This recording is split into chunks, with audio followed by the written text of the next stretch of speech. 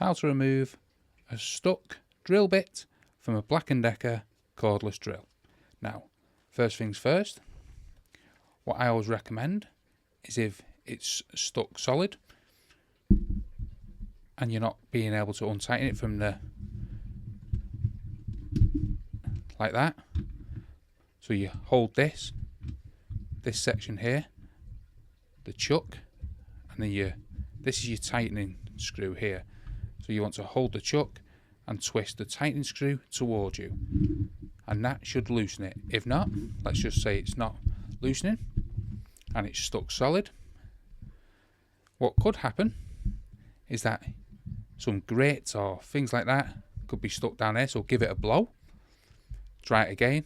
If not, and it's been in for a while, what could happen is that you can get a bit of water in here and it could rust up.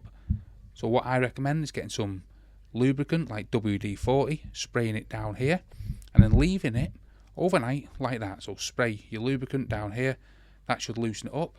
Come back the next day, hold on to this and then twist towards you with this section here, and hopefully it'll loosen and come out for you. If it doesn't, you'll need some extra grip. So if you can hold this with your hand and get some mold grips to really tighten or untighten, sorry, you may need mold grips here and here to really give you some twisting force.